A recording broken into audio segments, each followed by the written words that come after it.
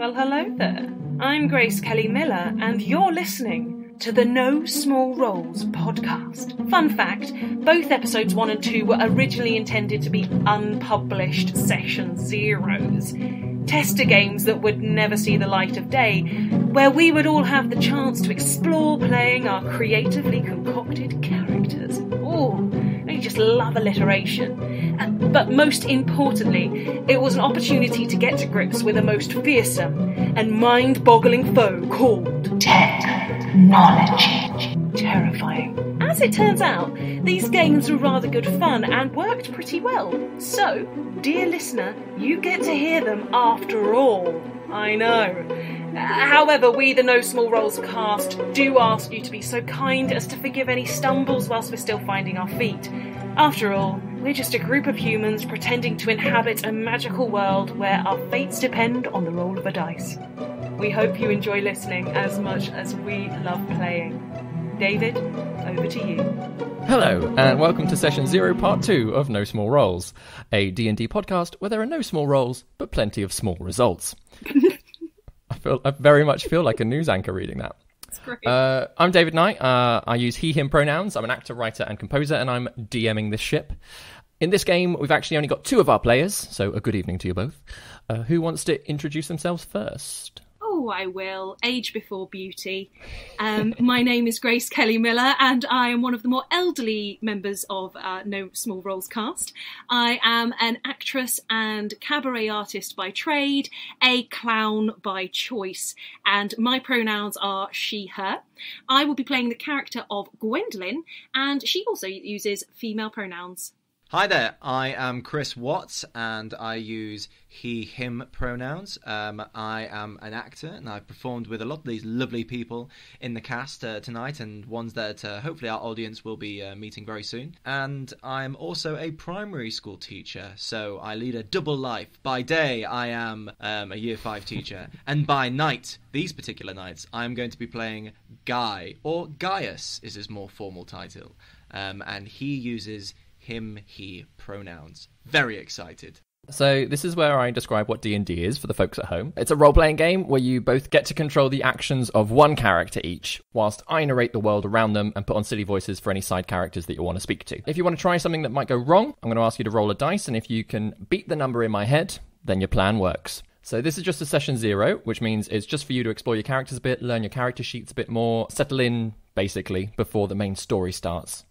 Like a little prelude of what's to come. Woo! Our game is set in the region of El Timpir, which I've actually discussed with you both through the character creation stuff that we've done. And it starts in the country of Drevane, which is a loose feudal society with a human monarchy, landed gentry who lord over each settlement. This session starts in the town of Denture, where the two of you are going to meet before heading onward. But before we get to any of that, cue the theme tune!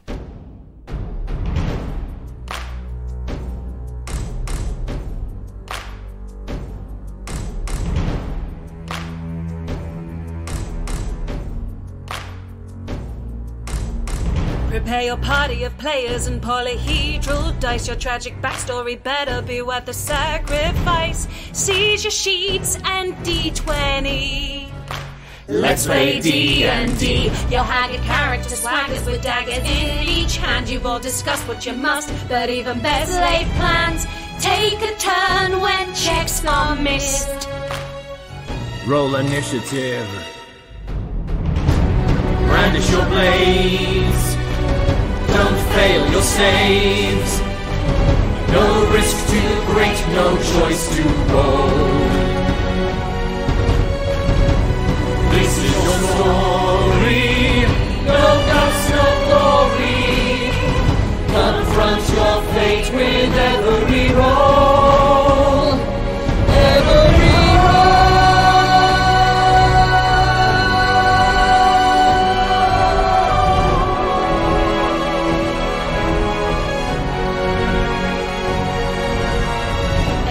rises inside, one who will pay the price. Then chance of success will rest upon the dice. No risk too great, no choice too bold.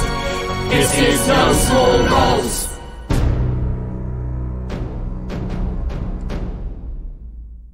On the outskirts of the town of Denture It's quite an enough town by the standards of the noble pastures.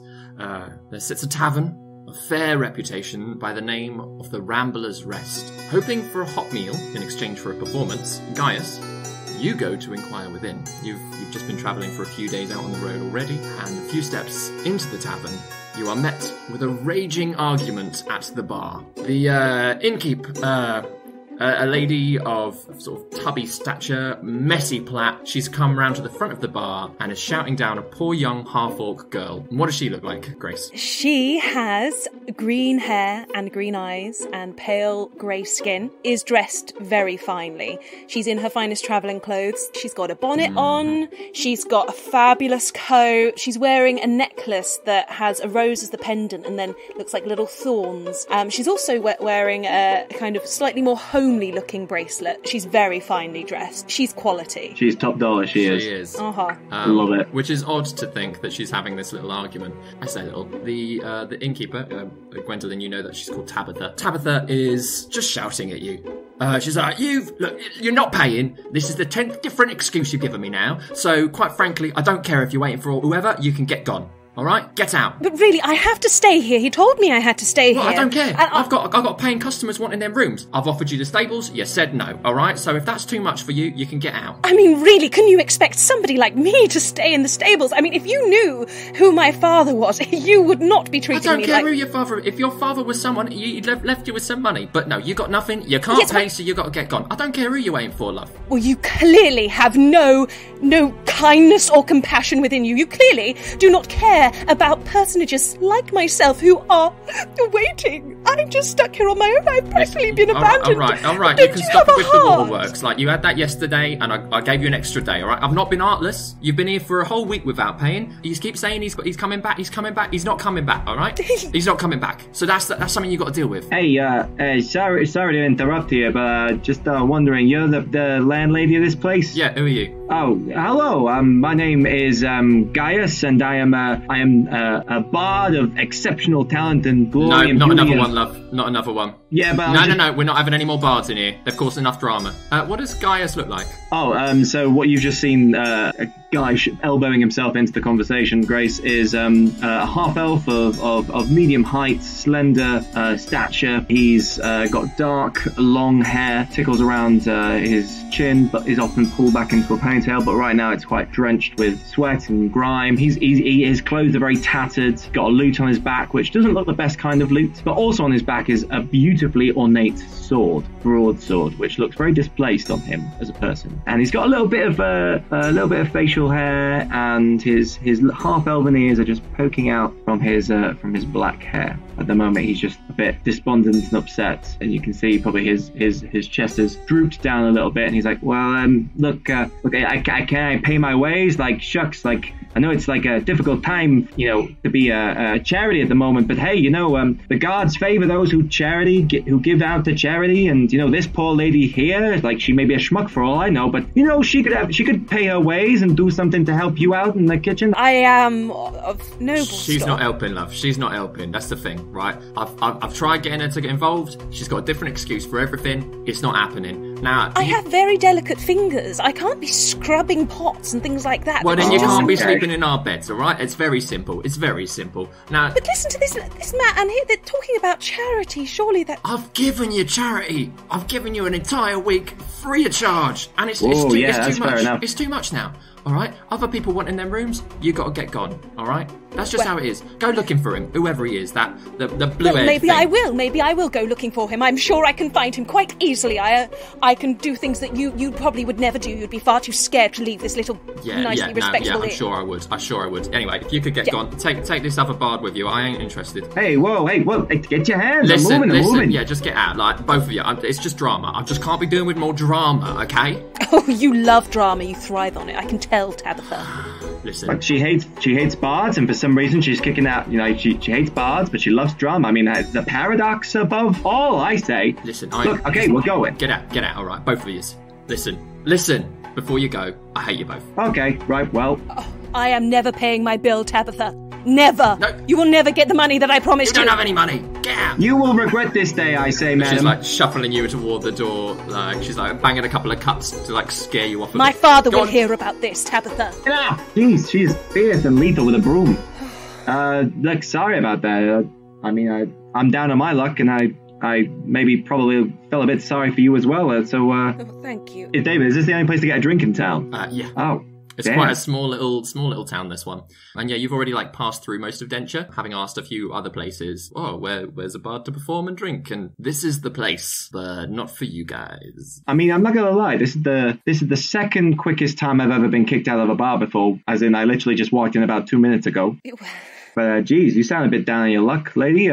Yes, I'm afraid my situation might have something to do with why you were so quickly sent out of the tavern. I'm really at quite a loss. I'm not quite sure what to do. You see, my husband is a bard, and he was staying with me in this tavern and had to go and fetch something for our extended marriage ceremony, and he was only meant to be 2 days to go and fetch this. I had to give him all of my money to make sure that he would be able to go get this very fine tiara, very special to his family. And he's not come back. I think something terrible must have happened to him. I've waited here for quite some time. I don't know what to do. Sorry, you know my name. My name's Gaius. Gaius. Like, what's your name, sorry? My name is Gwendolyn Fabulosa. Gwendolyn Fabulosa. Mm-hmm. My God, I could, write a whole ballad about you, my dear, with just from your name alone. Well, the Fabulosa comes from my husband. He's a bard like yourself. Perhaps you've heard of him. Dwayne Fabulosa. Dwayne Fabulosa. Have I heard of him, Dungeon Master? You're fairly new at the bard profession. Yeah. Maybe make just a history check, because he's quite not necessarily a household name, but he does move in certain circles. Okay, so I rolled a d20 and I got a 19. History, you say? Out of my modifier, so that was a 22. Yeah, in which case, especially as you've tried to learn the industry a little bit, you've picked up on the people to be looking out for. And Dwayne Fabulosa has got a lot of a reputation around him. He does quite a few sort of noble houses. Not necessarily he'll pop into a tavern every now and then, but he works in a slightly higher rung than you are working towards. I tell you what, I have heard of Dwayne, and from what I've heard of Dwayne, the man is insane. I've heard so many great things about him. So you're his wife. You're this big guy's wife. Shucks. I mean, that makes sense why you must be so used to all the finer things in life. And geez, look at me. I'm the least fine-looking fellow you've ever seen. Well, yes, you're not the finest I've ever seen, but that doesn't mean that you aren't fine of heart and soul. Well, ain't you a peach? I mean, shucks. I mean, look, I'm blushing. But okay, seriously though, I haven't got any place to stay tonight. You haven't got any place to stay tonight. No. And I'm not advancing. I mean, you're a beautiful lady, and you've got a husband who's stinking rich. But he's not. You say he's coming back, and he's been gone how long?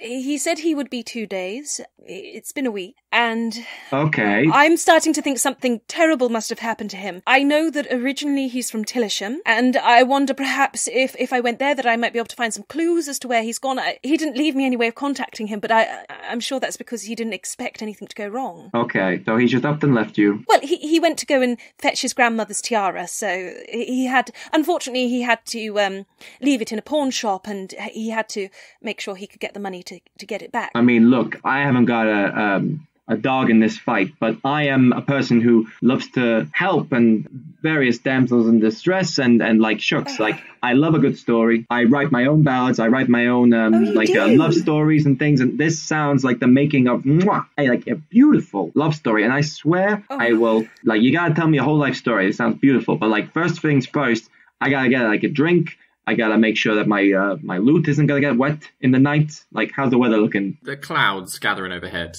Doesn't necessarily look like it's gonna rain tonight, but in the next few days, you can imagine it probably will. Ooh, that's not good. Okay, so, do you want to go look for him, or? I don't really know what else to do but look for him. Unfortunately, the inn, as you quite clearly saw, I'm no longer welcome there. And I feel prepared, I've not done much travelling by myself, but I'm sure with somebody, as experienced as yourself, who quite clearly is used to the elements being raged against him, I'm sure that you would help me to traverse this terrain and make my way to Tillisham, where I do hope I will find my love. Ooh, oh, Okay, so an escort mission, okay, fair enough. Yes, you would be my protector. I love that. Also, though, I'm not very good in the protection level. I'm more like a router on, as you would say, a person who yells from the sidelines, going, "You go, girl." Oh, I see. So I'm all for it. Let's go. But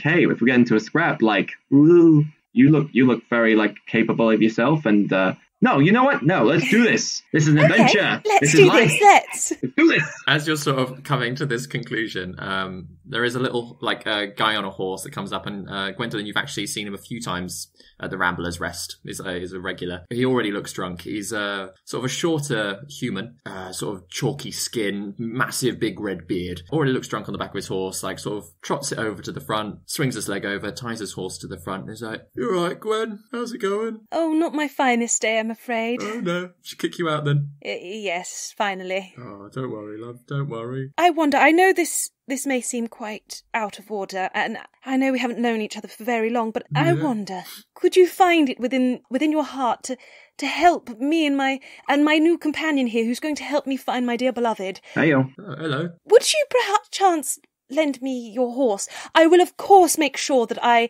send you the money for it as soon as I have it. Your horse would be a great aid to us in our journey. I don't think I can give you Bessie. No.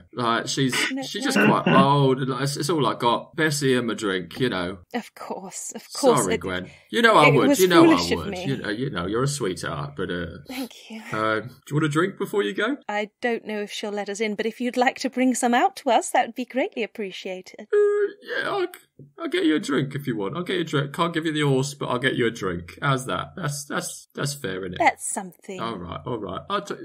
Give me 2 seconds. I'll maybe have a word with Tabitha. See if she'll ease up a little bit. You know, you're a good girl. He looks nice. Is this your bard, fella? No, not my bard. A newly acquainted bard to help me find my love. You Gaius. Isn't that a story worth hearing about, eh? You just attract all these performers. He looks nicer though. This one. What a funny thing to say. Well, thank you. That's very nice of you. I actually forgot to mention, Grace, sorry, the one thing, a very big thing that stands out from Gaius is that he has a very straightforward chin, like my own, but you can't see the top half of his face. I should have mentioned that before. Ornate-looking masquerade sort of face that covers half of his face. It's white and silver, so you can't see the top part of his face, but you can see that his eye is blue and violet. Ooh, and sorry, that's the one thing. So he's like, yeah, that sounds fantastic. If you want to go in and get some drinks, and then we can maybe hatch some plans and get this lovely lady back to her husband with a beautiful tiara on the way. Yeah, and then this guy's like, yeah, he's cool. I like all of this going on. He's like a fancy highwayman. It's funny. I'll just get you some ale. Oh, thank you so much, Alfred. So kind of you. No worries, darling. And he sort of his name's Alfred. Potters in. You're stood outside probably for about 15-20 minutes before he reappears. Mm-hmm. And you peek in the window, and he's having a good old chat with Tabitha, getting a bit distracted, trying to convince her of buying a drink. My question is, are you taking the horse? I mean, I don't know this place very well. How bad would you feel if, it sounds like you're in a really desperate situation and, should we just take the horse? I'm so torn. He's a good person, and he has been ever so kind to me, but I feel like he'll get on without Bessie. How much does Bessie look worth? I mean, she does look like an older horse. Okay. Definitely sort of still strong enough to take you both. How much worth is a horse? Just make an intelligence check. There's no economic check really, is there? Oh no, it's not good. Yeah, it's a 6. 6. It's hard to say with horses. You can imagine that it's you'd spend at least 50 gold on it, but however much more, it's hard to say. I do not have 50 gold. I think he's a man of means. Old Bessie will be fine with us for a little while, and doesn't mean we're never going to take her back. But you are in dire situation. You don't know where your husband is. He could be hurt or wounded. Yes. I mean, this is a matter of life and death. Absolutely. You must be so frightened and alarmed. My gosh. I am. We should take Bessie. We should. See how we came to that decision? Amazing. Amazingly. Well done. Let's do this thing. Yeah, we're taking the horse, I guess. Nice. Oh! Who's just stealing the horse? Who's driving? Who's got the reins? I'm more of a side saddle kind of gal, but that doesn't mean I can't ride. We both are, darling. Yeah, okay. I'll take the reins, I suppose. Cool. Yes. Thank And you. Gwen, are you sat in front of Gaius or behind him? I'm behind, and I'm very gingerly kind of putting my hands on his shoulders, Nice. just to steady myself, but not to give him any ideas. Yeah. In which case, Gaius, can you make an animal handling check, please? Can I just very I'm gonna try and soothe the horse as I go up to it, hum a little ditty, lovely horse. Lovely horse, and just do a few horse sounds, and do a little bit of a canter so it feels comfortable with me, if that's how horses work. Animal handling. Animal handling, that's exactly how horses work. Okay. Yeah, not this horse. That was a 4 plus 3, which means it's a 7. 7. Okay, so you managed to get up on the back of her, still humming away, and you help Gwen up as well, and you've untied the reins, and you're sort of starting to trot along, trying to lovely horse, and then she realizes that you are not Alfred, and she just bolts straight down the path with both of you holding on. This dainty holding on of the shoulders suddenly becomes claws into you, and this horse is just galloping, starting to buck a little bit as you're going, probably for about 15-20 minutes, straight out of town, whoosh, along the road, along the path, right the way out, across some fields, into a forest, just following the path. She's a very good horse like that, but you have no control over her stopping or the speed that she's going. The canter becomes a gallop almost, so it's... Oh my god. This is going so well! Can you both make a dexterity saving throw, please? Oh no! Just to stay on the horse. 17? 22. 22. Okay, actually, you both do all right. So yeah, there are a few points that you're ugh, am I gonna pitch? But you start gripping your legs in a little bit more. Even Gwen, you have to give up the side saddle thing. Yeah, fair. And so you swing your legs around, grab onto Gaius's waist, and eventually this horse slows down when she realizes that she's not going to get rid of you. This poor mare, and she sort of gets down to a canter, gets down to a trot, and eventually she's just walking along again. Oh my, that's not quite how I expected that going. No, me neither. Are you alright back there? Yes, thank you. Apologies for having to hold on to you quite so tightly. No, that's fine. Who needs ribs? I mean, hey. Yeah, we're going in the right direction, I think. Are we? That's what I was just wondering. You are, don't worry. Oh, thank God. Good.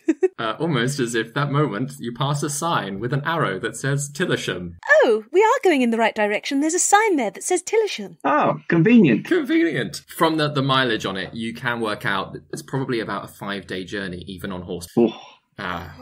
So it's going to be a long one, but at least you got each other. I don't know how much food you each have on you. That's very true, actually. I am not necessarily the best with I've got. Oh, actually, no, I'm doing okay. I've got a few rations and things. Mm-hmm. Nothing very first class, I'm afraid. Got an explorer's pack. How much food is in that? 10 days of rations in an explorer's pack. Oh, really? Nice. She's been taking advantage of the free breakfast at the Ramblers Rest, Travel Lodge style buffet thing. And so she's been putting a few bread rolls, maybe a fruit yogurt.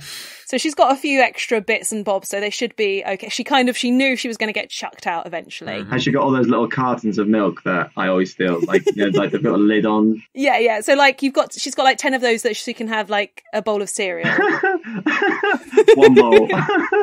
One bowl of cereal with tiny little milk. Yeah, she's probably just in the bottom of her bag, grabbed a handful of crushed grains and things, a little muesli. Yeah, some things wrapped up in napkins and stuff like that. So it's a bit worse for wear, but it's gonna, along with my food rations, is going to keep them going for the next few days. That's good to know. Yeah, the journey, like I say, it sort of Bessie has led you into the Lockholt Wood, which both of you Gwendolyn having sort of lived in the area, you are aware of it on a map. I don't know whether or not you've ever been there, but it's quite a large wood. And Gaius, actually on your journey down toward Denture, you sort of skirted the edge of it, but you never actually went in. Tillisham, however, is on the opposite side of this wood, and the path leads directly through it. For a few days, you are still passing people.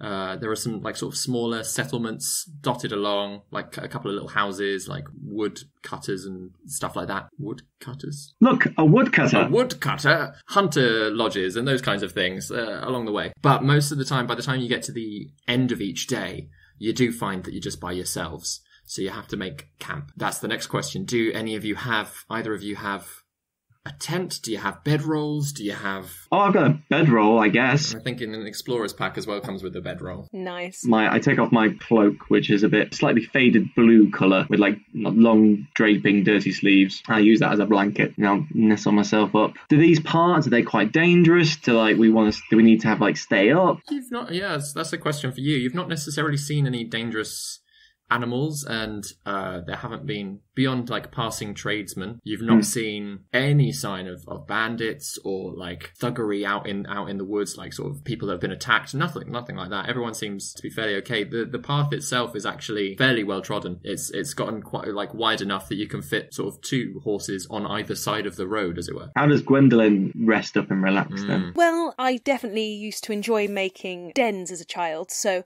Gwendolyn will go... I don't know whose voice to speak into when I'm describing. I'll talk in my own voice. Okay, so Gwendolyn's gonna go and find, some nice sticks. She's gonna try and make like a nice kind of stick for them. Something that there's got a bit of shelter, maybe, she can find the trees, she can kind of fill up some sticks. So we've got at least a bit of cover. And she's quite into security. So she's going to try and find some kind of thin sticks that would make some noise if anybody stepped on them. And she's just going to kind of place that kind of in their perimeter, just so they have a bit of a heads up to anything if anything happened. Make a survival check just for the security sticks. Something that she thinks might not actually work. Survival, you say? That's a 12. 12, yeah, so it probably takes you about an hour each night. Yeah, like, especially by the sort of third night, you're getting a handle on the best type of stick. Yeah. So, considering the type of forest that it is, there's patches and areas of sort of more oaken birch type of trees. But then, like, there's also whole sections that you spend half a morning moving through more like pine and spruce type, what they call coniferous areas. There's water-wise, you're absolutely sorted. There's quite a few small streams running through the place as well. A couple of little bridges that you've even got to go over these little streams, and occasionally the path is flooded with like a sort of overflowing stream. Not enough that it's ever an issue, especially on horseback. But the canopy has kept the daytime cool and out of direct sunlight, but the nights are a little bit chillier. But especially with Gaius's cloak and this little shelter that you're making each night, like you actually manage to keep a fair amount of heat, sort of, so you never feel particularly cold. How does the conversation go between like 2 almost complete strangers traveling for 3 days together suddenly? Well, I gotta say, like, I'm very impressed with all your survival tips and tricks and techniques and whatnot. Like, don't get me wrong, first impressions and all that, you sort of came across as like, the damsel in distress that needed saving, who had a rich husband, and, you're pretty damn capable lady. What's your experience with this? I certainly liked to play in the woods a lot as a child. I come from a creative family, you see. So it just kind of comes naturally to me, I suppose. I've never really had the opportunity to put these things fully into practice, but I've rather surprised myself, actually. Hey, it comes in handy, I suppose, in this purpose and case, I suppose. Speaking of which, your husband he provides a service for lots of rich folks and such like that, so I suppose he does pretty well for himself. Well, I think perhaps he's been struggling a little bit with money recently. Ooh. I think, he's hoping to be able to do some more performances soon and really, make sure he's got the extra money to be able to carry on doing what it is that he loves and of course be able to support me.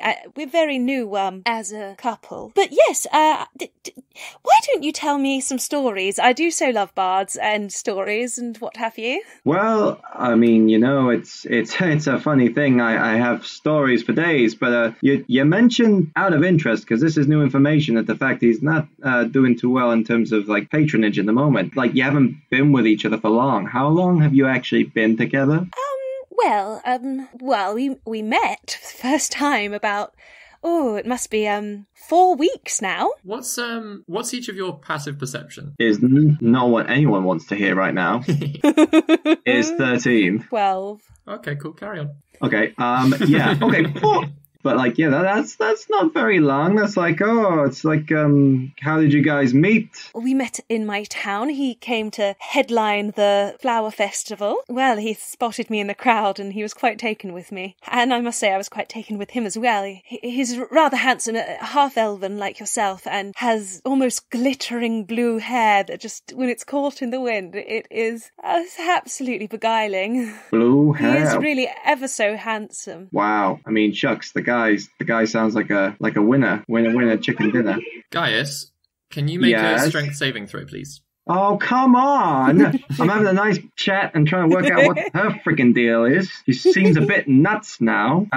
Oh my gosh, it's a natural one. Ah! Okay, The so first you know, one. I'm imagining this conversation is happening on the back of Bessie. As you're sort of like heading along the path, neither of you, as you're sort of engrossed in this conversation, notice the small shape that's been moving along in the bushes beside you. And as you sort of lead Bessie round sort of a slight rocky incline to your left there, this dark black shape suddenly leaps out of the bushes, strikes Gaius like straight off of the horse onto the ground, and then proceeds to make an attack. What's your armor class? Armor class is 15. Ooh, okay, it does not succeed. This panther is just on top of you, trying to like sink its teeth in, and you, even though you're on the floor, you roll around just a little bit to get out of the way. Can everyone roll initiative, please? Gwendolyn! Oh gosh, yeah, initiative, okay. Oh my gosh, I'm rolling awful. Grace, what's your score? I got an 18 plus 3, that is 21. Amazing. What did you get, Gaius? I got a 7. Yeah. I should probably roll for Bessie as well. Oh, Bessie, no! Bessie, no! Oh, you got a natural one. Oh, Bessie. She's an old gal. Gwen, you go first. DM, how many days away are we? This is probably morning of the 4th day, I'd say. Maybe like sort of like 11, 12 o'clock. Okay. Yeah, heading into midday. Okay. But yeah, you go first. So you're still on the back of the horse. Right. Gaius is on the floor. This like sort of slick black cat is on top of him, snapping its jaws away. Gwendolyn isn't quite sure what to do. She was not prepared for that at all. She grabs the spear that she's had on her back along with her rucksack, and she is going to throw it to the best of her ability at the panther. Amazing. From on top of the horse. Make an attack roll. Oh, it's going to be a shish kebab, isn't it? Okay. That's 16. 16 hits. Definitely hits. Nice. So that is 9 damage. 9 points of damage straight off the bat. That's very impressive. Nice. This panther like turns around at seeing you. Can you do anything else? Have you got bonus action? Have you got movement? I don't know. Do I have bonus action? I think you can make an unarmed strike as a bonus action, but you've got to get close enough. Okay, then in that case, yes, I'm going to leap off Bessie, and I'm going to go and punch the hopefully injured panther. I'm going to punch her in the face. Cool, go for it. I'm punching a fucking panther. Okay, that is 22 to hit. Yeah, I think that hits. I think so, yeah. Yeah, okay. And that's 5 points of damage. 5 points of damage. I mean, this panther is really not looking healthy at this. Nice. So it turns, it snarls at you both. It's really not sure who to go for. The person attacking it, it's got a spear sticking out its side. It's sort of limping a bit. It's like, and it's just going to try and bite Gaius again because he's the one on the floor. It's going to almost like try and bite him and like trying to drag him away from you. Like it's losing its prey. That is a 14 to hit. Just misses. Oh, so it it snatches at you again, but like you just like roll out of the way. So it's like it doesn't really know what it's doing. It's like pacing a little bit, like its haunches have come up. It's just like growling at you. It doesn't want to back away, but it's also very much close to death. So it's sort of like slowly like limping back a little bit. Gaius, it's your turn. So it's still really near me, right? Yeah, it's still within 5 feet. Okay. So in that case, then what Gaius is going to do? He's going to panic. He's going to hyperventilate a little bit, and he's going to. He can't reach for his loot because he's still caught up on the floor. So he's just going to close his eyes, think of his happy place, and a lyric will come into his head, which will be something along the lines of like, "Get away from me, you sneaky panther," and he's gonna ask Thunderwave to get this panther away from him. Does it have to? It makes a saving throw. Is that right? Yeah, it makes a Constitution saving throw. So, from my voice emanating, you think my skin looks like it's like waving a little bit, but in fact, actually, it's a wave that sounds off my chest and just hits this panther like a wave of force. I rolled a 19. Ah! Okay, so what it then does is it hits this panther, but it doesn't do as on a failed save. On a successful save, the creature takes half as much damage and isn't pushed. So the damage that it's going to take is 2d8, which is 7 and 7 again, so that's 14 damage. Then halved, so 7. But even then, that's more than enough. As you're like half lying there on the floor, this rupture of vibration and energy of song, just like this panther almost like goes for you again, and this like little ripple just like knocks it back, and it just collapses where it is, and it sort of like heaves a few last breaths, but especially that spear sticking out of its side really like did it in to begin with, so it just then stops breathing.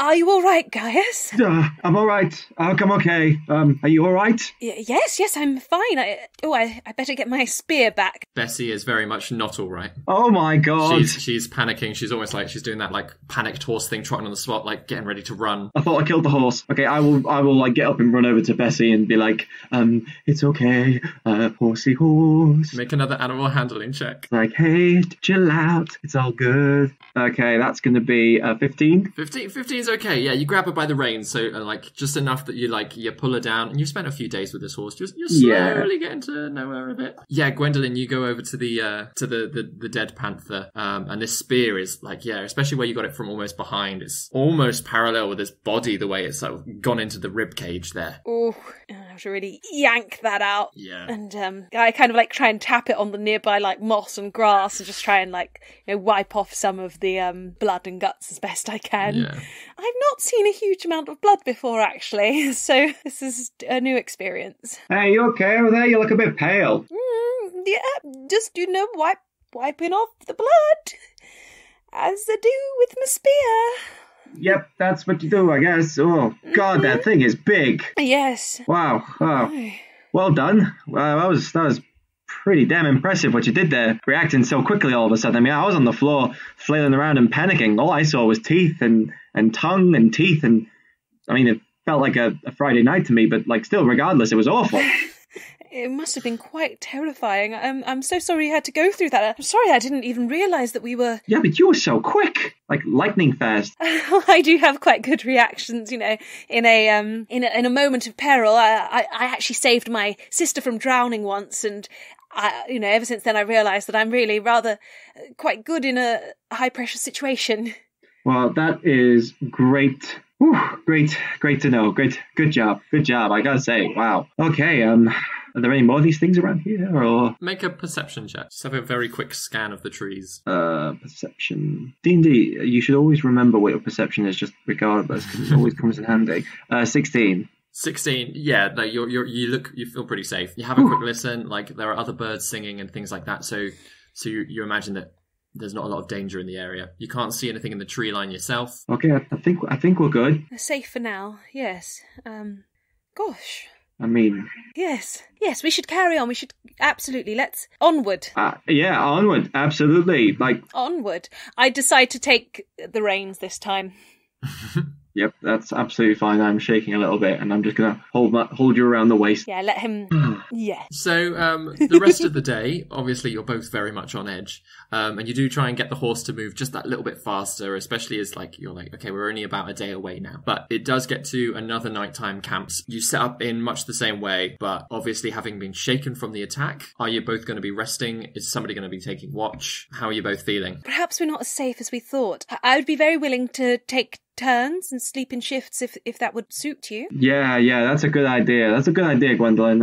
I mean, I was very impressed by what you did. You seem to have some magic skill. I don't suppose if you have anything that could help us in this situation. Yeah, I picked up a few things on the road. Living on the road. That's really wonderful. Yeah. I guess that's more just like a parlor trick. I never actually had to use it on anything or anyone before. I sort of blacked out there. Have I got anything that will be useful right now? I've got not really. I'm trying to think of. I mean, you're not hurt or anything, are you? And like we're not having to like disguise ourselves or anything like that. Like my shtick is more about the drawing attention to us in a different way or whatever. So. I liked your stick trick before, though, and that worked really well. When we were doing the stick trick, nothing was going on. Absolutely. Let's try that again, shall we? I'll show you which the best sticks are.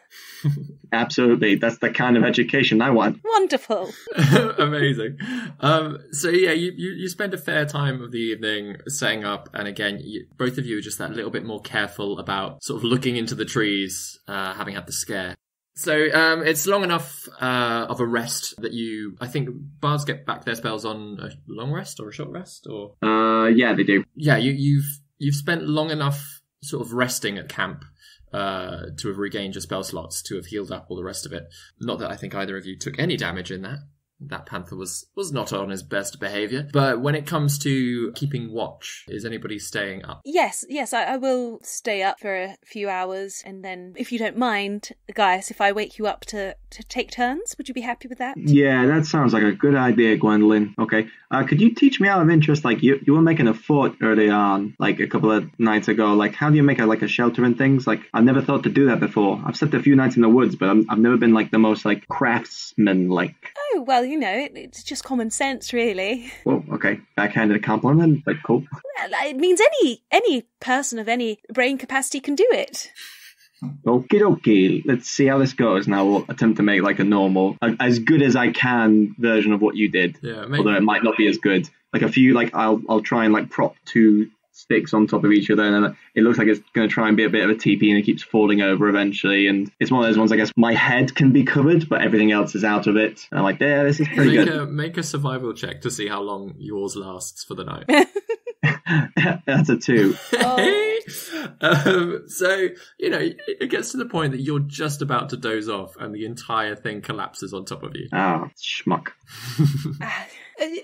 Guys, there's plenty of room under the one that I've made. You're more than welcome to. That was a really good try, Really. Do you know what? We can use some of those sticks to make my one even more. Pan over to Gwendolyn's, which has got like a whole hot tub going on, and like it's okay. Just I don't want to impose, but of course we've been on the road together for several nights. I have no doubt that you are nothing but a respectable person. Yes, I am absolutely a respectable person. Yep, that's me. Okay, cool. That sounds good. All right, I will squeeze in and rest my little eyes. Thank you, Gwendolyn. Sleep well.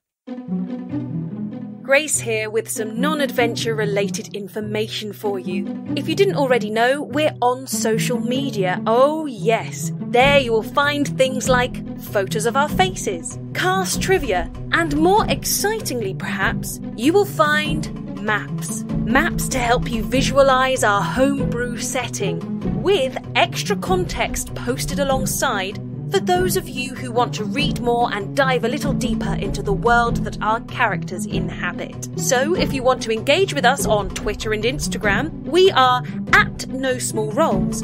And if you want to find our Facebook page, simply search No Small Rolls.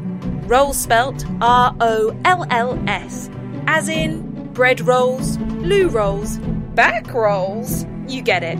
Tag us in your fan art, let us know your favourite moments so far, and share your stance on the real issues, like does pineapple belong on pizza? Personally, I'm more of a chaotic pineapple kind of gal, but, well, I digress. No Small Rolls will be releasing new episodes every Sunday, so do subscribe to us on your favourite podcasting app so you can be the first to hear what happens next. If you like what you've heard so far, please do leave us a positive review and or rating on iTunes. And tell your friends, tell your lovers, tell your dog. Recommendations really are the best way to spread that podcast love. That's all from me for now. Time to take you back to the woods. So a fair few hours go by. Gwendolyn, how do you entertain yourself whilst Gaius is sleeping? I'm looking up into the trees and trying to see if there's any little creatures that perhaps I can watch. And I'm watching Bessie, and I'm just taking in the situation and where I am, thinking about Dwayne, thinking about how beautiful he is, but also being quite worried that anything could have happened to him. He could be just as weak as this other elf next to me. Amazing. Can you make just a perception check, just to keep watch? 13. So as you're sort of sat there, you do see a few bats flying through the trees, which is quite nice. There's no sign of anything else, nothing that you think is dangerous out in the darkness. You know, it's quite settling. So a fair few hours go by. Like, the clouds are coming over in sort of puffy dribs and drabs. So occasionally you can see the stars quite clearly, and then clouds pass over, so you can't see anything. But yeah, no. Few hours go by. No worries at all. I'm finding myself getting very sleepy, so I decide to gently wake up Gaius. Gaius. Yeah. Oh, wait. Oh, hey, yeah, cool. It's my turn. Thank you so much. Yeah, no problem. I got this. I am a good lookout, and I will be vigilant. I'm sure you will. Do wake me up if anything bad happens. Oh, yeah, you believe it, sister. Oh, and I hand him my spear, just in case. Cool, a spear. I am no problem with this. Oh, you look very, very dashing holding on to that. No, shucks, this gal. So Gaius, you're then left alone to sit up. How do you keep yourself occupied, entertained? Well, first I'm gonna put the spear in the ground, within arm's reach, making sure it's close at hand. Watching out for the trees. Look back at Gwendolyn. Just ponder how bizarre she is. But she seems to be earnest at heart, and she clearly has took this romantic's heartstrings in terms of her quest to find her husband. But she's still absolutely nuts, so he's still a little bit okay, let's see how far this goes before I eventually have to start thinking okay, when's the next meal ticket? I thought she was going to be my meal ticket. Now it's not the case. Yeah. But I want to see this through because it sounds like a good story. And then I will just get lost on that train of thought and take out my lute and very quietly just play a little ditty. Nice. Just about two lost lovers who find their way back to each other through the stars. That's quite cute. Like the starting of a ballad for them. Yeah. So that's my very out of tune ukulele at the top. I love it that you said every time he plays something off, he's like, is she awake? No.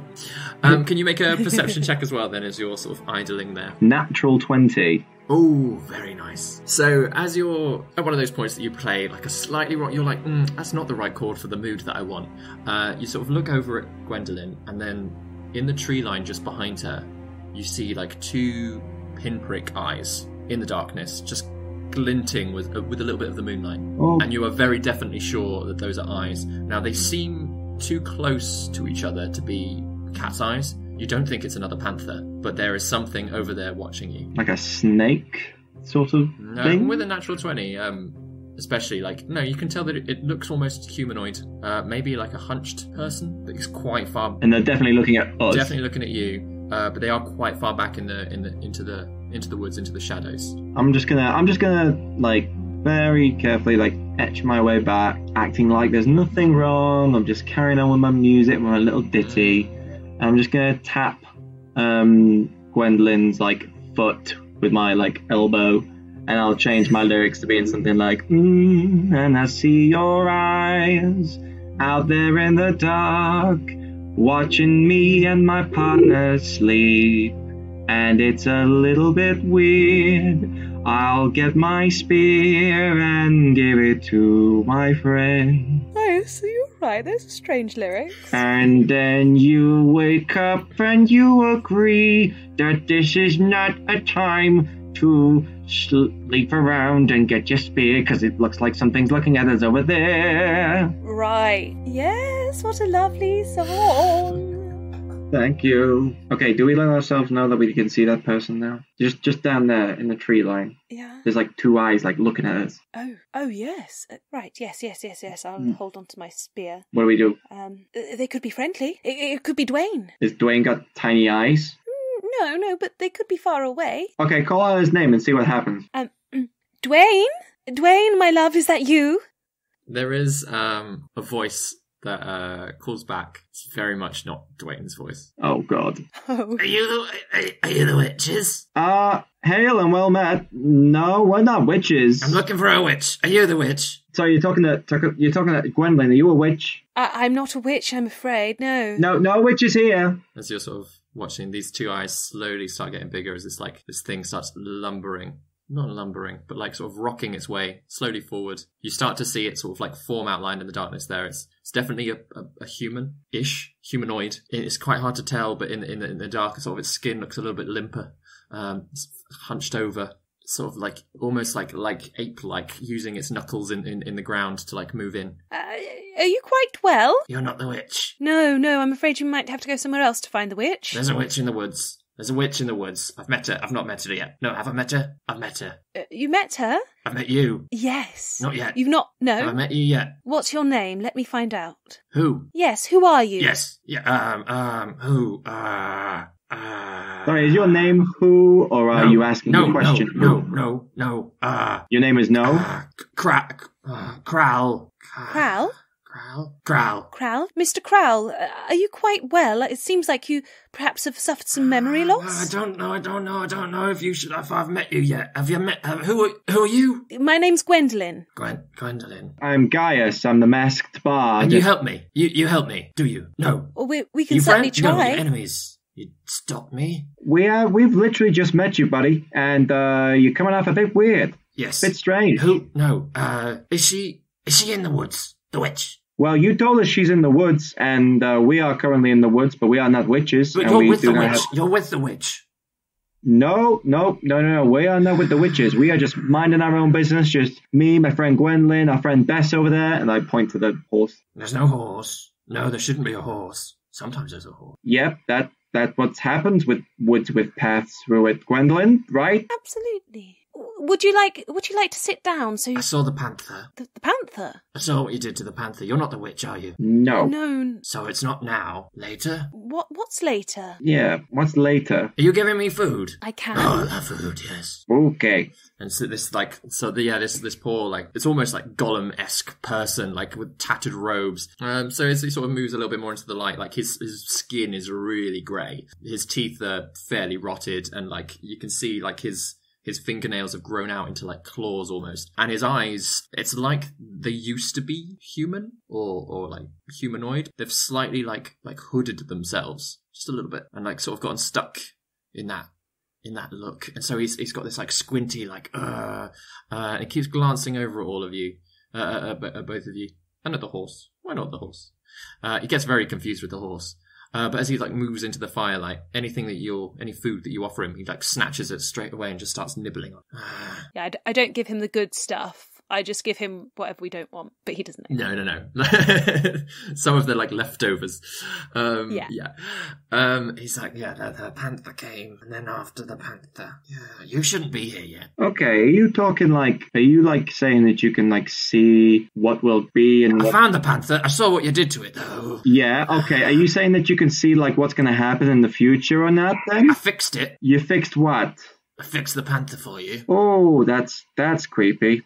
I mean, you're already creepy, and now you're just gonna about... You're not the witch, though. You're not the witch. No, we are not. You're not with the witch. When you say you fixed the panther, how do you mean fixed it? I'll go get it. And he sort of turns and starts... No, that's not needed. Lumbering off into the woods again.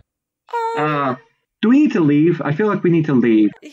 I don't know. I feel like perhaps he might have some information. He might have seen Dwayne if he travelled through here. Look, Gwendolyn, I don't think Dwayne, like the royal pleasing like bard as he is, from what I've heard about him, entertains like weird little goblin creatures in the forests who talk about witches. He's going straight through the woods, straight to the other town. Like he's not interested in this place like this. I'm feeling very weird right now. Like we don't know who this guy is, and there could be more of him. And he knows where we are, but we don't know where he is, and that's definitely a disadvantage. Well, I don't know. Perhaps if we're riding at night, I'm sure we might be at more of a disadvantage. So as you're looking where Crowl's gone, he sort of calls back. He's like, "Look, I fixed it." And again, he's so far off that again his eyes are just little reflective pinpricks. But then beside him are 2 more pinpricks of eyes. And he's like, I'm gonna go find... I've got to find the witch.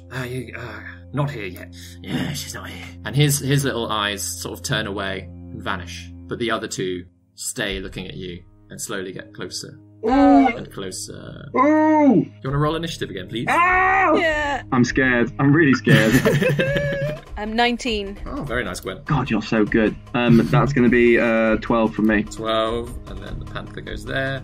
Let's see how Bessie does. Oh, exactly the same initiative as last time. Gwendolyn. This thing is still probably about sort of 20 feet away from you in the dark. You're surrounded by trees. It worked before. I'm going to throw my spear at and try and aim. Like I'm aiming between the 2 pinpricks that I can see with my spear. Amazing. Try. Make an attack roll. That is 23. 23 definitely hits. Please roll some damage. Damage is 5 plus 3 is 8. 8 damage. That's really good.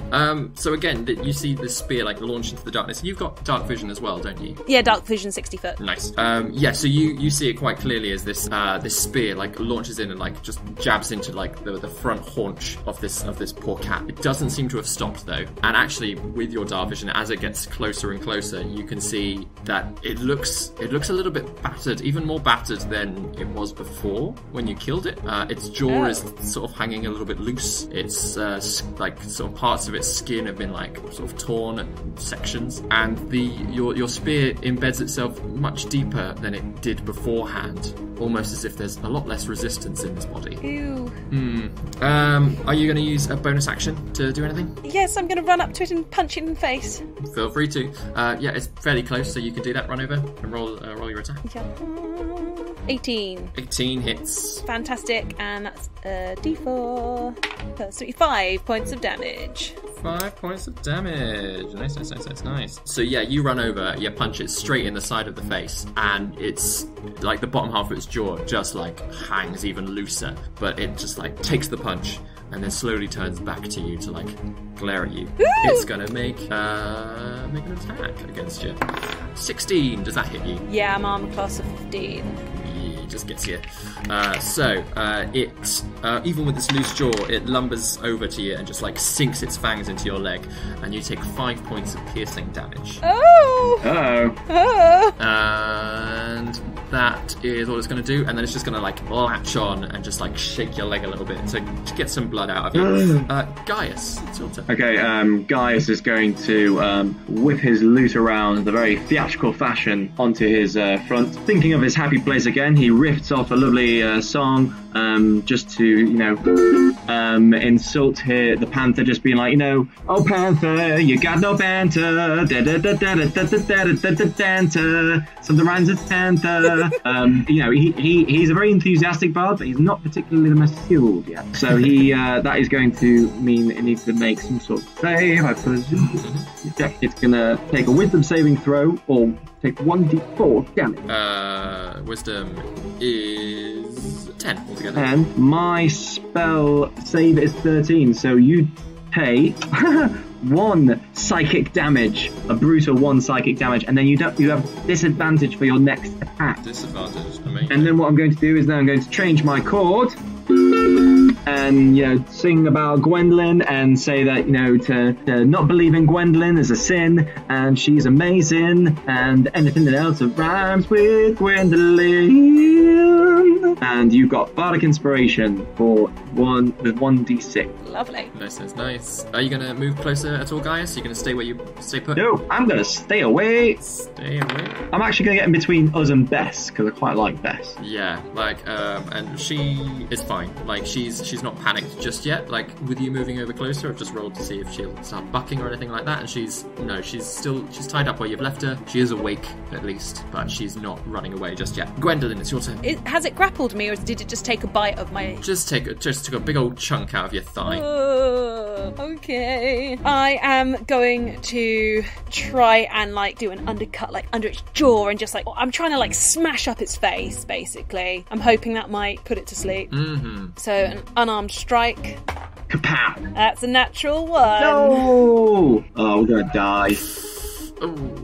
where it's still sort of attached to you, you end up punching your own leg. I'm not gonna make you take damage for it, but Thank you. you know, like having just like been bitten there, you're like just punching your own wound, and it's like, bad idea. Oh no. Right, okay, I'm gonna try and get my wounded leg away, and I am going to use my other leg to kind of kick it in the stomach and really wind it. Amazing.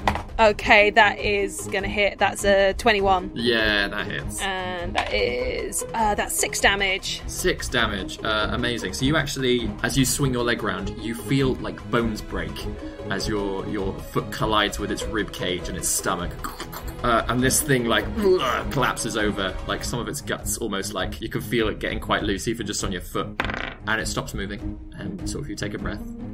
And then it just and just like slowly pulls itself back up again. Ooh. And launches an attack at you. With disadvantage. With disadvantage. So actually only a 5 altogether, which I'm sure does not hit you. But it starts like, it tries like reaching out with its claws, and as its like broken body can't move much, it just like sort of swings at you and then like stops in front of you and just like glares at you again. Gaius, it's your turn. Gaius is, how hurt does this undead panther look? This thing looks like it could fall apart at any moment, but then you've also just seen Gwendolyn do a massive amount of damage to it, really, and it got back up. Okay, can I see anywhere like the little goblin guy, like in the woods or anything?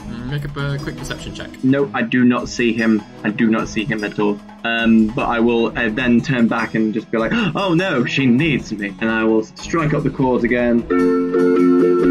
And I will again insult him by saying his bite ain't got no fight. Even for his rights, he has no tights that can match his sight. And if that doesn't make sense, that's fine, because he can't understand English, but still he has to make that wisdom saving throw. Amazing. Wisdom saving throw of 7 altogether. He takes 3, and he has disadvantage on his next attack. You see this like poor little head of this little panther like just like shake about, and then like it takes like half a step forward and collapses again onto the ground and stops moving. And you think, okay, well that's done it. And it just starts pulling itself back up again. Oh my gosh. Bessie. She's still holding up. She's still calm enough, especially with you stood by her, Gaius. She's okay. Gwendolyn, it's your turn. Okay, so for my action, okay. Can I pull my spear out as a bonus action? I'll give it to you as a bonus action. Yeah. Okay, I pull my spear out as a... Make a strength check first, though. Okay. It's quite deep in there, yeah, in all of the. That's a 17. Yeah. No, that's more than enough. Nice. I'm gonna pull it out, and then with my hands I'm just gonna come back right down on it, but this time I'm using it two-handed and I'm just smashing into the panther. Brutal. Amazing. Make an attack roll. That is a 17. 17, yep, hits. Do your damage. Woo! Okay, that's a 4. Does my +3 count? It probably doesn't count because I'm doing it not as a monk weapon. No, yeah, if you're using strength, then the +3 is for the dex monk stuff. Cool. Yep, so that's just a 4 damage. 4 damage, cool. So again, you make a massive hole in the side of its rib cage again, like just in its back, and you basically pin it to the ground, and you pull the spear out. Yeah. And it gets back up. Again, not liking the look of you, Gwendolyn, as you're stood there. It just starts swinging claws at you for a 17. Does that hit you? That hits. Yeah, so it slashes out towards your stomach with its claws, and you take 4 points of slashing damage as it just catches as your coat and your bodice just ripped open. Woo! Yeah, I'm out. Oh my god. So I'm unconscious. Oh my god. Jeez Louise. You can't, you wouldn't be able to see his expression because of his mask, and also the fact you're nearly going unconscious, but the blood drains from his face, and now the bottom half of his face is just as white as the top half of his face, seeing you go down. Is it my go? It is Gaius' turn. Oh my god. Okay, what I'm going to do is I'm going to sing a song, and I will cast Healing Word at Gwendolyn. And Healing Word is a good old spell that will rejuvenate you and give you back some healing points, and you will take maximum points. which is really good. So I rolled a 1d4 plus my spellcasting modifier. Yeah, okay, so that means then, so your spellcasting ability modifier, that's not my attack, is it? No, so it's just your charisma modifier, basically. Okay. That's still really good. That's like, that's 7. So you get 7 hit points back. I mean, obviously I want those hit points, but does healing word count when I'm unconscious? Yeah, it definitely does. Okay, Yeah. cool. That's what I want to hear. It snaps your subconscious I'm back unconscious, out. but like it can still like seep through. Nice, Yeah. thanks. It's like Inception, you know, when they like hear the music and they're like in their dream world. Yeah, exactly. And then as soon as you've got hit points, you're conscious again. Great, cool. Yeah, so you have fallen to the floor, and this panther is like, again, like it's just finished tearing you down, so then it's like turned its attention away. But you're lying on the floor there, your stomach is covered in blood. Having heard Gaius's shout of just sheer panic, of like this moment of vibration through the air. Like all of your stomach wounds have pulled together and a little bit on your leg, but not so much. But you're still covered in blood. Wow. Can I do 2 more things with my move, which is obviously then turning to like seeing her alive, and we'll be like, yes, you can do it, Gwendolyn. And I'm going to give you Bardic Inspiration again. And I need to use these Bardic Inspiration. yeah, I'm riffing so hard this time that one of my strings goes bing and goes off. I think you can only have one bardic inspiration at a time. Oh, hang on. 3 times between long rest. Oh no, you can use it multiple times, but I think a character can only... I need to use it, Yeah. or you can give me it again. Oh, have you used it? Have you not used yours yet? I've not used it yet. Sorry, I keep forgetting. I'm the worst. Okay, retcon that. My string is still intact, thank God. Still intact for another song. Didn't get carried away myself, but what I will do is I will like run over to the panther and I will make a lot of noise behind it and just like Amazing. and start spitting like loads of like limericks and like hurtful shouting curse words at him. Bessie, however, having it being her turn next, having been left alone, she gets a lot more jittery and starts pulling at her reins and is like, oh, there's panic, everyone's shouting, and her rein comes free. And she like has that moment that she doesn't quite know what she's doing, like whether or not to run, whether or not to. She's like, I've got control over myself. What do I do? And Gwen, it's your turn. Lying on the ground, the panther still next to you, but having stepped stepped away from on top of your body. I'm going to very stealthily go to my feet, and I am going to try to slash the back of the panther's head with this spear. Amazing. Make an attack roll. Yeah. What do I add Bardic Inspiration to? Attack I think you rolls can add it to attack rolls. and saving rolls. Yeah. I should really know this. You can inspire, so you can use attack rolls or saving throws or ability checks. You can add that dice to your roll. Nice. But you can add it afterwards, can't you? You don't have to decide to use it at the same time. Yeah, it's before you know the result, but after your roll. Cool. Okay, so... Oh dear. I did use my Bardic Inspiration. That is a 11. 11 just misses. Oh, Just misses, unfortunately. And because I'm so pissed off at missing, I'm gonna kick it in the back. Amazing. Which... Oh shit. That is another 11. No, again, like... Completely missed. Where you've got like sort of maybe it's the panic being covered in your own blood, like having to pull yourself up on the ground, and then you just sort of for that brief moment forget that your leg is wounded, so you just swing it and you're like and so it just like pulls short a little bit. It's now the panther's turn, who is eyeing up this lone horse. There's noise behind it. It thinks it's taken one person down, so it's just going to run straight over to the horse. if it's running, will I get a chance to like have at it? Yeah, make an opportunity attack. Yeah. Oh, okay, great. Okay, I will take that. And I'm going to whip out my dagger last minute.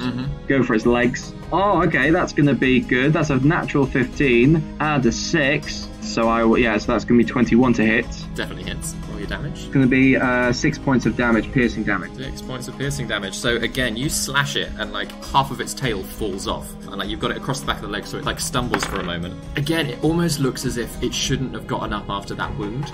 Like its legs almost start like knitting themselves back together just enough so that they can carry on working. And this beast just carries on running.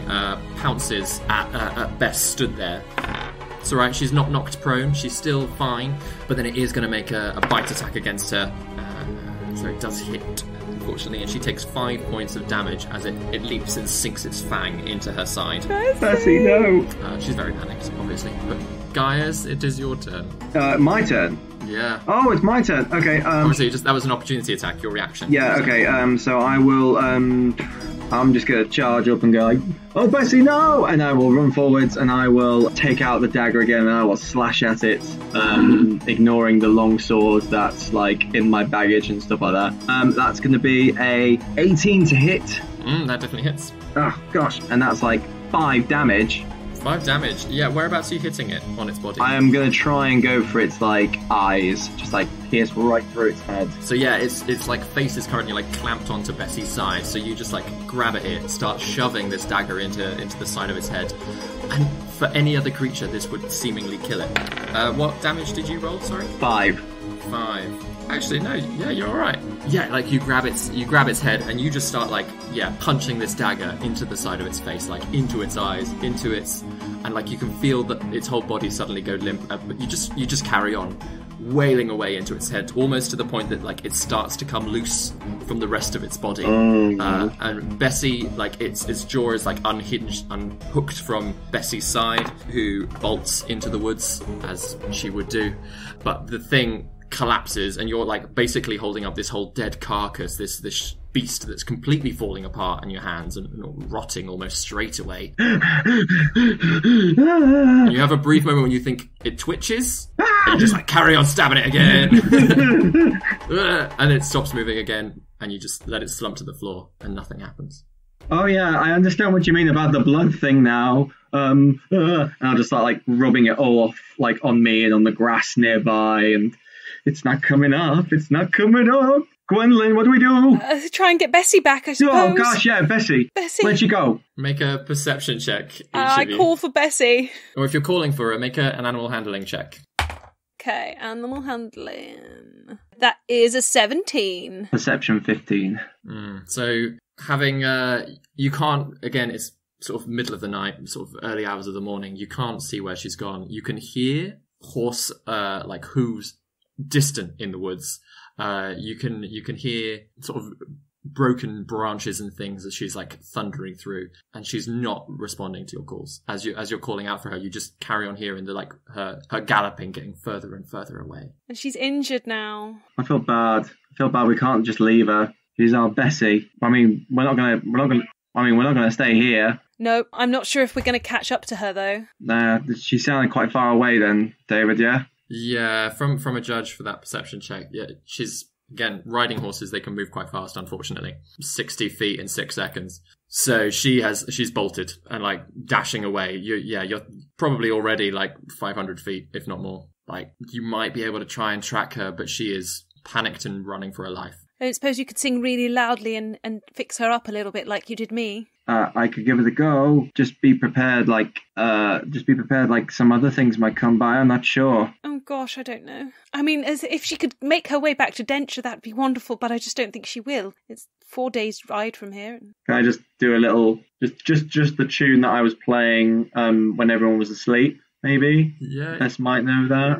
You're more than welcome to try. Yeah. Again, she's probably quite far, like almost at this point you can't even hear her running around anymore. Like she's that far away. Oh, actually, yeah, to be fair, she's very far. I'm just going to play really loudly then. I'm just going to play really loudly and just be like, "Oh, Bess, come back. I want you back for good. Want you back. Want you back for good. Oh, Bess." But yeah, so she's run off. Are either of you still wounded? Gaius, you actually didn't take any damage, did you? I mean, I'm doing okay in terms of damage. Like, I didn't get hit, but how bad are you looking? I'm down 2 hit points. I've only got 9 anyway. I mean, shall we? Maybe I got healed by that healing. Yeah, definitely. Like his charisma score's higher than that as it is. So yeah, I'll let you have those 2 points. Nice. I'm going to take my spear and I am going to cut up that panther as much as I can, and I'm going to throw the different bits of the panda. Panda? Why did I say panda? And there's a panda as well. Why did you kill that poor panda? This poor panda on the sidelines just being like, what did I do? What did I do? I'm going to throw these chunks of rotting flesh in all sorts of different directions. I have smashed it up as much as I possibly can. I am stomping on it with my fabulous Victorian looking heels, my boots, and I'm fucking up this corpse. Good, and it is well and truly fucked up. It probably takes about half an hour or so, just until you're satisfied, and even then, you then go around all the bits that you've thrown and just like mess them up a little bit more, just to make sure. Yeah. It's definitely not coming back to life. Great. Right, well, I don't think that's coming back, but I think that strange fellow might return, so how about we power through and carry on along the road as best we can? Yeah, that sounds like absolutely makes sense. Totally, let's do that quickly, and I'll stamp out the fire. Let's stay armed. Yep, absolutely. Okay, and now I get out the dagger and my loot. How good are you at seeing in the dark? I am not very good at all. Right, okay, well, I'm particularly good at seeing in the dark, so why don't you hold onto my shoulder, and let's just go as carefully as we can. I think I should be able to get on all right, thanks to your wonderful healing skills. That sounds good. I will hold on to you, and I will do my best to look and squint in the dark. So you both set off, and like sort of tentatively along the road, like the whole time you're looking over both your shoulders. Every slight movement of a squirrel in a bush, you're like, could it be a thing? But it never is. It's a fair few hours before the sun rises, and when it does, you realise, especially for Gwendolyn, just how much blood she's covered in. Like, having a much better view of it in the sunlight, it's grim. Oh. Whoa. Yeah, and Gaius, your hands and your arms completely covered it, and like it's the panther blood has almost turned black, so like there's a horrible staining that's just like all up your arms and your sleeves and that. Probably splatters across your own face and your mask as well. Oh my god. Oh my. This is far more unpleasant in the daylight. Let's keep our eyes peeled for any sort of river or anything, see if we can get ourselves cleaned up. I certainly wouldn't want Twain to see me in such a state. No, of course. Whoa, your bodice is like ripped open. I'm not meaning to pry or anything. Like, you may just want to like sort that out. Anyway, yeah, we definitely need to sort out these clothes. Per se, we're gonna probably stink. Is there any water source or anything nearby we can wash our clothes? Make a quick survival check as you're sort of walking along. Oh, I mean, Gwendolyn, you're pretty damn good with survival and things, aren't you? Well, just a 10 actually at the moment. It takes a good couple of hours before you spot a clean enough stream. You find a few puddles that you think but they're very muddy. So you sort of decide to carry on looking, and yeah, after a while it gets to about midday before you find a clear enough stream that you can you start like dipping yourselves in, and almost again straight away as soon as you start like sponging yourself off with the water, like the little river is just turning a disgusting colour from everything you're washing into it. Gaius, I don't suppose you'd mind just looking the other way. I'm going to take off all my clothing and just have a proper clean. Yeah. I shall look the other way as well if you wish to do the same, just to avoid us any embarrassment, of course. Yeah, sure thing, no problem. Looking's for free, touching's going to cost you. And I will respectfully turn around and like do the same. Yeah, I turn around so I can't see him, and I'm giving my clothing as thorough clean as I can, really like immersing myself as much as I want to be clean right now. I can feel bits of grossness in my hair. Yeah, especially where you hit the ground as well. There is the back of your head is a little bit matted with twigs and dirt, and yeah, it's horrible. Luckily, my bonnet's still okay because I wasn't wearing that when I was asleep. Bonnet's still pristine. Nice. It's pristine. It's kept in its little box. So you spend a fair amount of time just not only to get past like the actual like physical cleanliness, but to like just emotionally feel both that little bit safer, that little bit better. And by the time you're both dressed in that, it's edging into like mid-afternoon, and you carry along the path, both feeling much better, still again completely shaken up by this journey. But by the time it gets to sort of, let's say 6-7 in the evening, the town of Tillisham sort of just appears on the horizon there, less than an hour away. There we go, I see. There we go, and your husband will be waiting. Adventure has been achieved. How about that? Yes. He'll be there waiting for you with loving arms, and there you go, see, and he'll be so happy and chuffed to see you, and he'll be grateful for any small help that other people may have offered. And that will be, my gosh, I just needed to sleep in a bed at one point. I haven't slept in a bed in a week. Oh my, I'm sorry. Yes, I mean, I don't know for sure whether Dwayne actually will be here. It's the only place I had heard him mention, so I hope he'll be here, but I really don't know. You? Of course, I would you be so kind as to stay with me until I find him? What? I really don't know what I'd do by myself. I understand.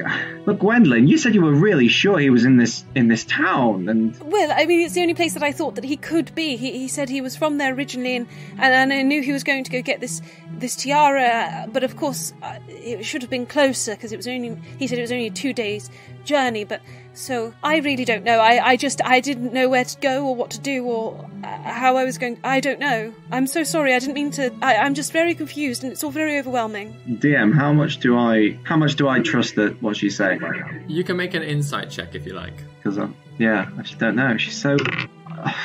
It's like a 7. 7. She is coming across very sincere. And, like, from the looks of it, and through everything that you've been through, at no point on the journey have you actually doubted that she is just some posh girl who's gotten married to a bard. It was just my instinct, my instinct being on the road, just to like self-preservation, to just think this. But I do see I do feel the sincerity in it. And like you don't think she's dangerous to you? No. So if you were to stick with her, like that thought just passed through your head. It's not that she's weirdly any harm to you, even with that spear. Like, she seems a very kind person. Yeah. Just a bit foolish, maybe. Gwendolyn, listen, like, we've had some pretty crazy times so far in this last couple of days of knowing each other. If I'm brutally honest here, if the next couple of days are just as crazy, I will absolutely stay with you, because, my God, that was the most fun I've had in a long time. And I tell you what, I wanted adventure, I wanted a story, and I thought the ending was going to be the story, but my God, the journey itself was the story all along. And yeah, you know what? Hell yeah, let's go find your husband. Even if he's not in this town, let's go look for the next one. Yes, let's. Oh, Dwayne, sorry, Gaius, you've made me so happy. Thank you. Yes, thank you. Freudian slip there. Little one. So the two of you sort of agreeing to carry on together, you head into town, and the first inn that you get to, the first welcoming looking place, is a tavern called the Knocking Point. Outside there's a sign with an archer pulling his like bow and arrow like to full draw. It looks nice. It looks like it's probably got rooms, not a lot of lights on upstairs. So you enter.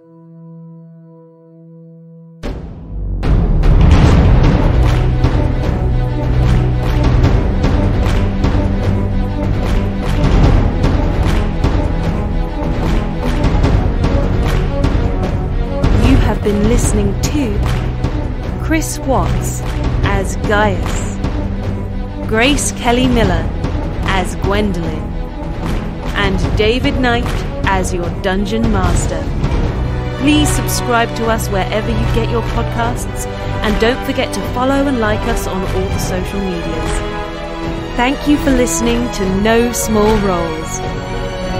Anon for now.